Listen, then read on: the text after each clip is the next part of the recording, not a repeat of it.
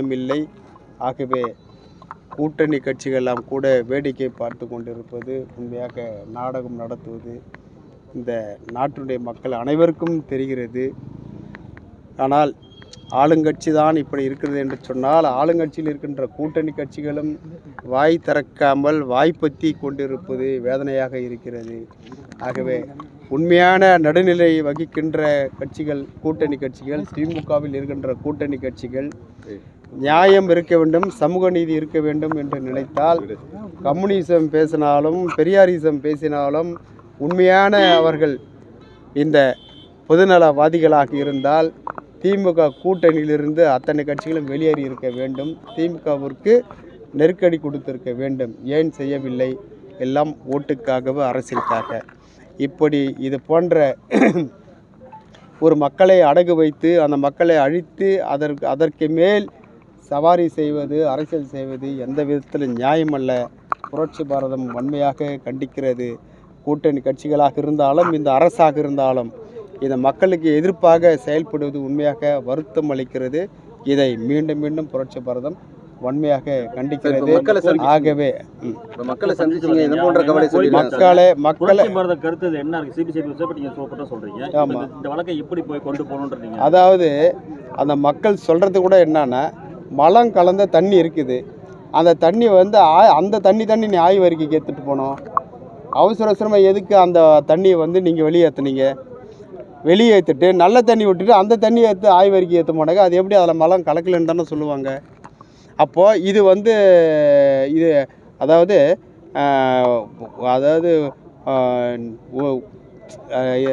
ஆதாரங்களை அழித்துட்டு இல்லை என்கின்ற ஒரு நாடகத்தை நாடுகிறார்கள் அந்த கிராமத்தில் இருக்கிறவர்கள். அதற்கு துணை போவது தான் உள்ளூர் காவல்துறையும் உள்ளூர் வந்து வருவாய்த்துறையும். இது எந்த விதத்தில் ஏற்றுக்கொள்ள முடியாதது. அதாவது மலம் கலந்துருக்குதுன்னு சொல்கிறான், அவனே மலத்தை போட்டு அவனே அந்த தண்ணி குடிச்சிட்டு அவனே ஹாஸ்பிட்டல் போனான். அவனை பைத்தியக்காரனா சொல்லுங்கள்? ஒரு மாடு கூட செய்யாது சார் அந்த வேலையை. ஒரு ஆடு மாடு கூட அது செய்யுது. அது சாணி அதுவே சாப்பிடுமா? சாப்பிட்டு அப்போ மனுஷன் மட்டும் என்ன? ஆரம்பத்திலேருந்தே பட்டியல் மக்கள் வைக்கக்கூடிய ஒரு குற்றச்சாட்டு தான் இப்போ உங்கள்கிட்ட சொல்லியிருக்கிறாங்க. அடுத்த நகர்வுகள் என்ன செஞ்சால்? அடுத்த நகர்வுகள் என்னன்னாக்கா, நீ உண்மையான குற்றவாளி கண்டுபிடி, சிபிஐ விசாரணை வையி. ஏன்னா உள்ளூர் போலீஸு சிபிசிஐடி நீ சிபிஐக்கு போனாலும் இதை தான் முன் வைப்பாங்களான்னு எங்களுக்கு சந்தேகமாக இருக்குது.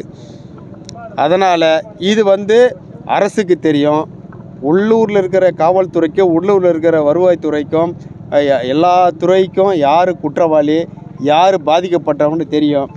ஏன் அதாவது இந்த மக்களுடைய வாக்கு வங்கின்னு பார்த்தாக்கா ஒட்டுமொத்த ஒரு 50 ஓட்டு இருக்கும் அந்த ஊரில். ஆனால் மற்ற ஓட்டுங்களை பார்த்தோன்னாக்கா 1000 ஓட்டுக்கு மேலே இருக்கும்.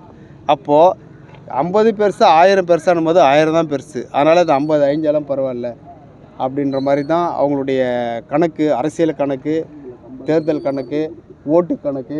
இந்த ஓட்டு கணக்கை வச்சு தான் இந்த மக்களை வந்து குற்றவாளி ஆக்குறாங்க, குற்ற பரம்பரை ஆக்குறாங்க. அவங்கள அழிக்கணும்னு நினைக்கிறாங்க. அவங்க வாழ்க்கையை தொலைச்சிட்டு இன்றைக்கி வீதியில் நிற்கிறாங்க. இது எதிர்காலத்தில் இது சரியாக இருக்குமா தெரில. ஒட்டுமொத்த தலித்துகளும் அவர்கள் வேறொரு பக்கம் திரும்பினால் இந்த அரசனுடைய நிலைமை என்ன ஆகும் என்று எதிர்பார்க்க வேண்டும்.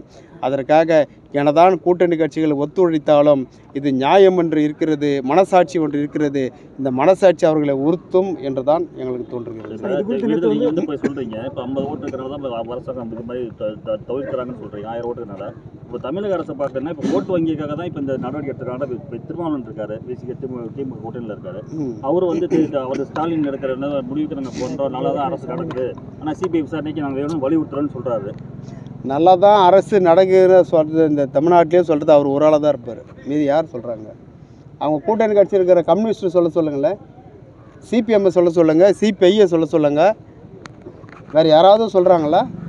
நாட்டில் உங்களுக்கு ஊடகத்தார் உங்களுக்கே தெரியும், தினம் எத்தனை கொலை நடக்குது, எத்தனை கற்பழிப்பு நடக்குது, எத்தனை ஆணவ படுகொலை நடக்குது, எத்தனை உரிமை மீறல் பிரச்சனை நடக்குதுன்னு எல்லாருக்குமே தெரியும். அதுக்கப்புறம் நல்ல அரசுன்னு சொன்னாக்க எந்த விதத்தில் நியாயம் இருக்குது? சார், இப்போ சிபிசிஐடி விசாரணை அறிக்கை மட்டும் தான் தாக்கல் பண்ணியிருக்காங்க. இதுவும் இல்லாமல் நீதிபதியுடைய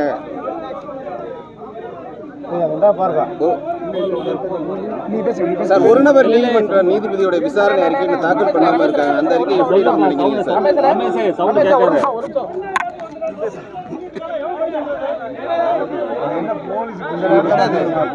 என்னம்மா நீங்க பேசுங்க. சொல்லுங்க சொல்லுங்க சொல்லுங்க கேளுங்க. திராவிட மாடல்ங்கிறாங்க. இவ்வளவு நாள் ஆயிடுச்சு. இந்த நிலையில வந்து இன்னும் வந்து இது சாதிய குடும்பங்களுக்கு எதிரான குற்றங்கள் நடந்துகிட்டு தான் இருக்கு. இதுக்கு தீவிரமாக எதுவும் சட்டங்கள் ஏற்படணும்னு நினைக்கிறீங்களா சார்? சார் அது வந்து ஏற்கனவே நாங்கள் வந்து சட்டமன்றத்தில் நான் புரட்சி பதம் நானே கூட பேசியிருக்கிறேன். இந்த ஆணவ படுகொலைக்கு ஒரு சட்டம் கொண்டு வாங்க அப்படின்னு. ஆனால் இது வந்து உச்சக்கட்டத்தினுடைய தீண்டாமை, இது தீண்டாமையினுடைய உச்சக்கட்டம் இது. அதனால் இதுக்கு வந்து வேறொரு புதிய சட்டம் தான் கொண்டு வரணும். இது வந்து அரசு வேடிக்கை பார்க்குறதோ மற்ற கட்சிகள் வேடிக்கை பார்க்குறதோ வந்து இது சரியில்லை தான். இது வந்து அதாவது நீதிமன்றத்தை நம்ம ஒரு நல்ல தீர்ப்பு கொடுப்பாங்கன்னு எதிர்பார்க்குறோம். நீதிமன்றமும் அரசு சொல்கிறதையே திருப்பி சொல்கிறது வந்து ஏற்றுக்க முடியாமல் தான் இருக்குது. அதனால் இப்போது அப்பீல் போயிருக்கிறாங்க. அது அப்பீல் என்ன சொல்கிறாங்கன்னு பார்க்கணும். அதே நேரத்தில் சிபிஎஸ்சியுடைய விசாரணை ஏற்றுக்கலன்றதுனால அரசு ஏன் தயங்குது சிபிஐக்கு கொடுக்கறதுக்கு? ஏன் தயங்குறாங்க? சிபிஐ கொடுக்க வேண்டியது தானே. அப்போ சிபிஐ என்ன சொல்லுதோ அதை ஏற்றுக்க வேண்டியது தானே, வேறு வழி இல்லையே. அப்பாவிங்களே சிபிஐ விசாரணை வைக்கணும்னு தான் கோரிக்கை. சிபிஐ விசாரணை வைக்கணும், இதுதான் கோரிக்கை. புரட்சி பதம் வைக்கிற கோரிக்கை இதுதான். ஏன்னா ஆதாரத்தை வந்து அழிச்சிட்டாங்க. அவங்க செல்போனில் இருக்கிற ஆதாரத்தையும் போலீஸ் அழிச்சிட்டாங்க. அதை எல்லாத்தையுமே அழிச்சிட்டாக்கா இவங்களை குற்றவாளியை மாற்றலாம்னு நினச்சி குற்றவாளியை பண்ணியிருக்கிறாங்க. இது நியாயம் இல்லை. அவ்வளோதான். சட்டன்றது வந்து எல்லாருக்கும் ஒன்று தான். தமிழக அரசு நீங்கள் வைக்கிற கோரிக்கை ஏற்கல இல்லை இந்த மாதிரி பிரச்சனை தொடர்ந்து நடக்குதுன்னா புரட்சி பாடம் அடுத்த நடவடிக்கை என்ன நடக்கும்? அடுத்த நடவடிக்கை போராட்டம் தான் நாங்கள் பண்ணுவோம். பெரிய லெவலில் நாங்கள் போராட்டம் நடத்துவோம். கண்டிப்பாக நடத்துவோம். என்ன சார்? கண்டிப்பாக எதிரொலிக்கும். திமுக எதிர்ப்பை நாங்கள் பிரச்சாரம் பண்ணுவோம்.